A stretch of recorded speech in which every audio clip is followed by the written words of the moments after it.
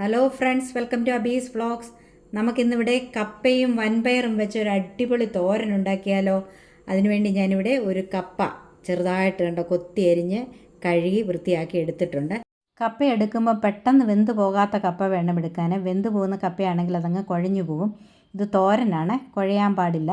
അതുപോലെ ഞാനിവിടെ ഒരു 1/4 കപ്പ് വൻപയർ ഉപ്പും മഞ്ഞളും ചേർത്ത് വേവിച്ചെടുത്തിട്ടുണ്ട്. ഇത് പണ്ട് കാലത്ത് അമ്മച്ചിമാരുണ്ടാക്കുന്ന ഒരു ഡിഷാണിത്.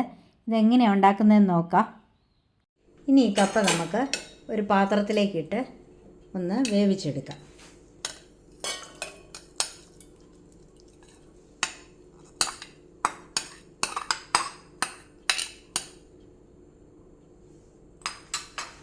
അതിലേക്ക് ആവശ്യത്തിന് വെള്ളം കൂടി ചേർത്ത് കൊടുക്കാം.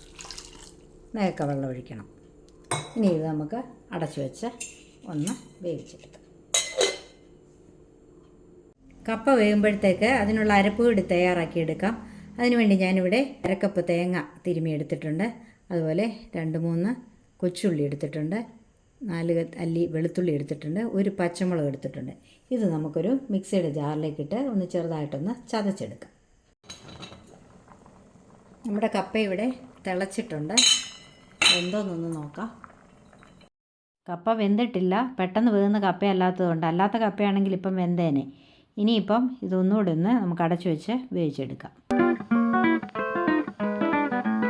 കപ്പ വെന്തോന്ന് ഒന്നുകൂടി തുറന്ന് നോക്കാം.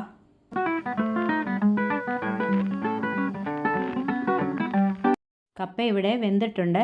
ഇനി നമുക്കിതൊന്ന് ഊറ്റിയെടുക്കാം. ഇത് ചോറിൻ്റെയൊക്കെ കൂടെ കൂട്ടാനായിട്ട് നല്ലൊരു തോരനാണ്. നല്ല ടേസ്റ്റാണിത് കൂട്ടാനായിട്ട്. കപ്പയും പയറും കൂടെ തോരൻ വെക്കുന്നതിന് വേണ്ടി ഞാനിവിടെ ഒരു പാൻ അടുപ്പേ വെച്ചു. അത് ചൂടായി. ഇനി അതിലേക്ക് നമുക്ക് കുറച്ച് വെളിച്ചെണ്ണ ഒഴിച്ചു കൊടുക്കാം.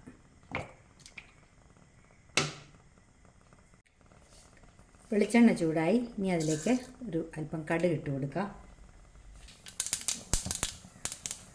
കടുക് പൊട്ടി. ഇനി അതിലേക്ക് ഞാനിവിടെ 2 കൊച്ചുള്ളി വട്ടത്തിൽ അരിഞ്ഞെടുത്തിട്ടുണ്ട്. അതുകൂടി ചേർത്ത് കൊടുക്കാം. അതുപോലെ ഒരു വറ്റൽമുളക് അതുകൂടെ ഒന്ന് കട്ട് ചെയ്തിട്ട് കൊടുക്കാം. 2 തണ്ട് കരിയാപ്പില കൂടി ചേർത്ത് കൊടുക്കാം. ഇതൊന്ന് മൂക്കാം. ഉള്ളിയൊക്കെ ഇവിടെ മൂത്തു. ഇനി അതിലേക്ക് നമുക്ക് വേവിച്ച് വെച്ചിരിക്കുന്ന കപ്പ കൂടി ഇട്ട് കൊടുക്കാം.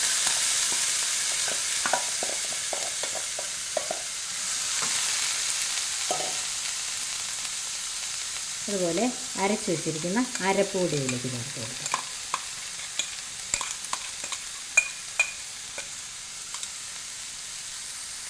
മിക്സിയുടെ ജാറ് കഴുകി അരപ്പി വേകുന്നതിനാവശ്യമായ വെള്ളം കൂടി ചേർത്ത് കൊടുക്കാം.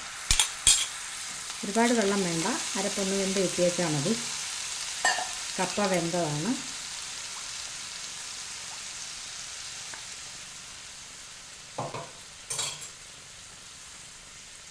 ഇതിലേക്കൊരു അല്പം മഞ്ഞൾപ്പൊടി കൂടി ചേർത്ത് കൊടുക്കാം.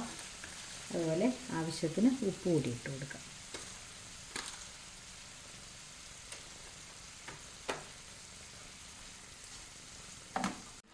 ഇത് നമുക്ക് ഒന്ന് അടച്ചു വെച്ച് വേവിച്ചെടുക്കാം.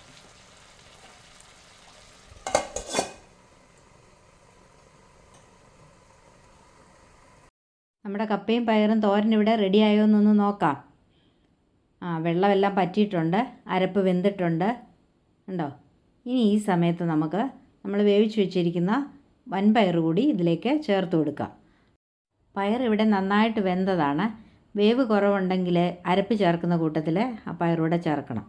പയറൂടെ ചേർത്തിട്ട് ഇതിനി നന്നായിട്ടൊന്ന് ഇളക്കി കൊടുക്കുക. ഇനി ഇതിൻ്റെ വെള്ളമെല്ലാം ഒന്ന് പറ്റി വരണം. പറ്റാനായിട്ട് നമുക്കതൊന്ന് തുറന്നിട്ടൊന്ന് ഇളക്കി കൊടുക്കാം.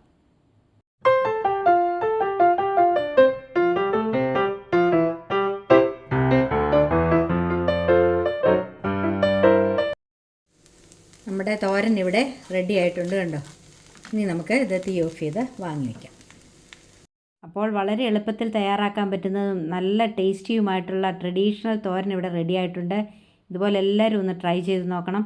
കപ്പ എടുക്കുമ്പോൾ അധികം വെന്ത് പോകാത്ത കപ്പ എടുക്കണമെന്ന് മാത്രം ഒന്ന് ശ്രദ്ധിച്ചാൽ മതി. എൻ്റെ വീഡിയോ ഇഷ്ടപ്പെട്ടെങ്കിൽ ഒന്ന് ലൈക്ക് ചെയ്യണം, കമൻറ്റ് ചെയ്യണം, മറ്റുള്ളവർക്കൊക്കെ ഒന്ന് ഷെയർ ചെയ്ത് കൊടുക്കണം. അതുപോലെ സബ്സ്ക്രൈബ് ചെയ്യാത്തവരുണ്ടെങ്കിൽ ഒന്ന് സബ്സ്ക്രൈബ് ചെയ്ത് സപ്പോർട്ട് ചെയ്യണം.